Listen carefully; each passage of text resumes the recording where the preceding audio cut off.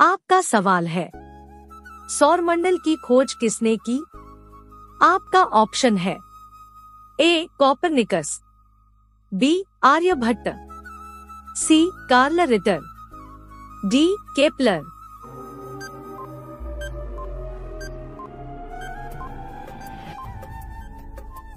इसका सही जवाब है ऑप्शन ए कोपरनिकस।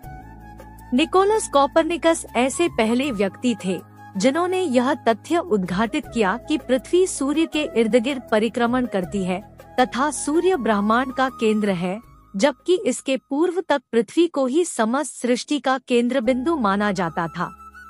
सौर प्रणाली के वर्तमान स्वरूप की खोज का श्रेय केपलर को दिया जाता है। अगला सवाल है, सौरमंडल का जन्मदाता किसे कहा जाता है? आपका ऑप्शन है ए पृथ्वी, बी शुक्र, सी शनि, डी सूर्य।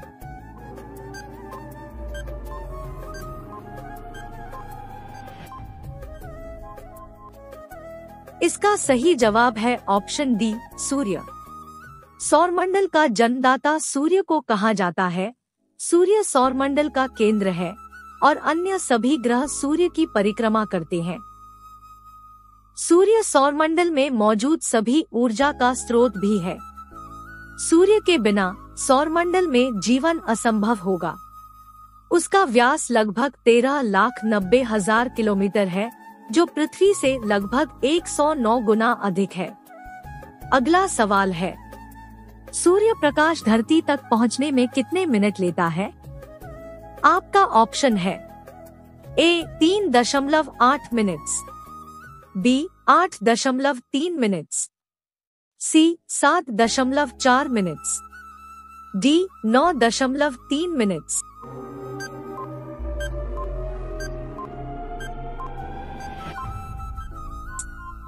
इसका सही जवाब है ऑप्शन बी 8.3 मिनट।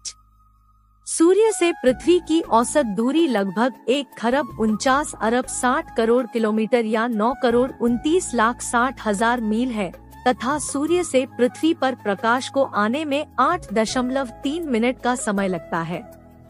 इसी प्रकाशीय ऊर्जा से प्रकाश संश्लेषण नामक एक महत्वपूर्ण जैवरासायनिक अभिक्रिया होती है, जो पृथ्वी पर जीवन का आधार है।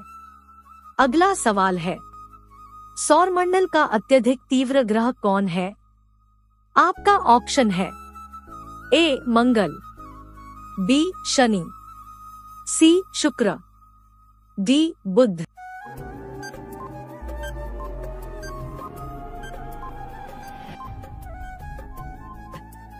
इसका सही जवाब है ऑप्शन डी बुध। बुध सौरमंडल के 8 ग्रहों में सबसे छोटा और सूर्य का सबसे निकटतम ग्रह है। इसका परिक्रमण काल लगभग 88 दिन है। पृथ्वी से देखने पर यह अपनी कक्षा के इर्द गिर्द 116 दिवसों में घूमता नजर आता है, जो कि ग्रहों में सबसे तेज है। बुध तकरीबन 70% धातु व 30% सिलिकेट पदार्थ का बना है। अगला सवाल है, किस ग्रह को शाम का तारा कहा जाता है? आपका ऑप्शन है ए पृथ्वी, बी शनि, सी शुक्र, डी चंद्रमा।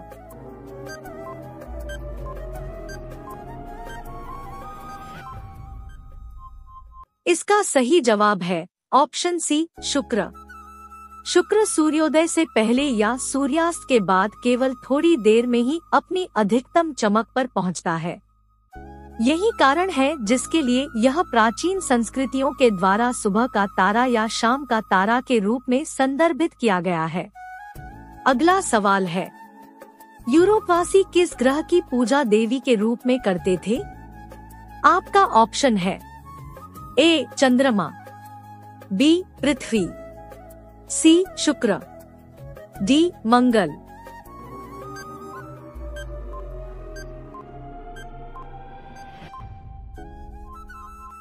इसका सही जवाब है ऑप्शन सी शुक्र। यूरोप निवासी शुक्र ग्रह को देवी के रूप में पूजा करते थे।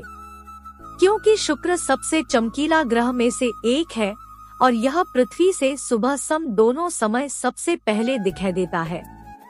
अगला सवाल है, वायुमंडल में सर्वाधिक कौन सी गैस मिलती है?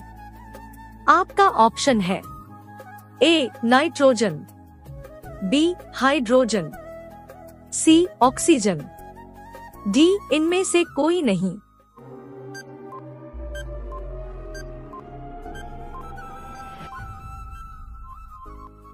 इसका सही जवाब है ऑप्शन ए नाइट्रोजन।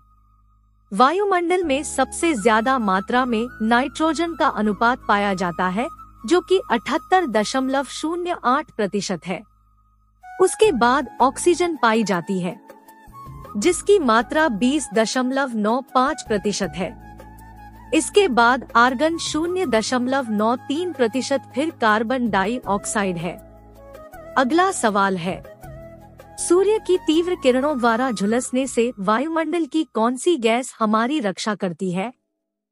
आपका ऑप्शन है ए आर्गन, बी ओजोन, सी ऑक्सीजन, डी हाइड्रोजन।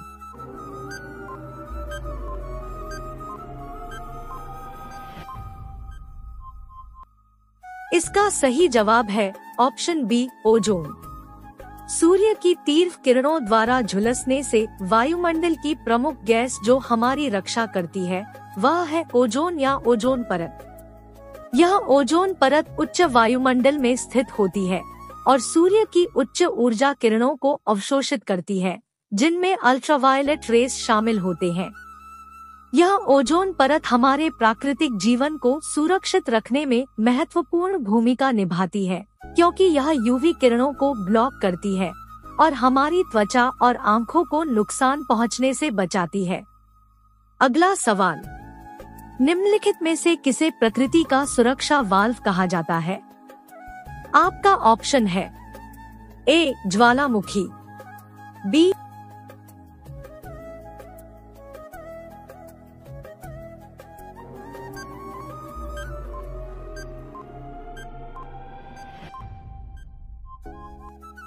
इसका सही जवाब है ऑप्शन ए ज्वालामुखी। ज्वालामुखी को प्रकृति के सुरक्षा वाल्व के रूप में जाना जाता है।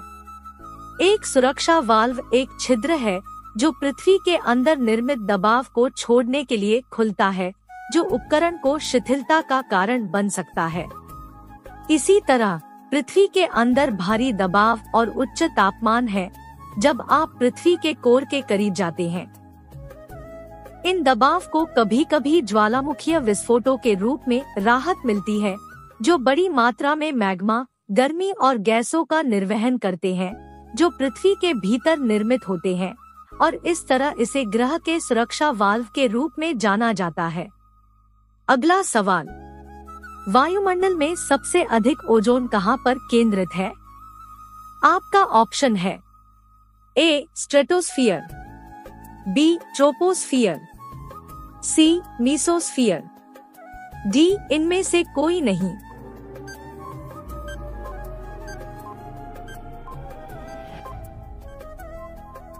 इसका सही जवाब है ऑप्शन ए स्ट्रेटोस्फियर।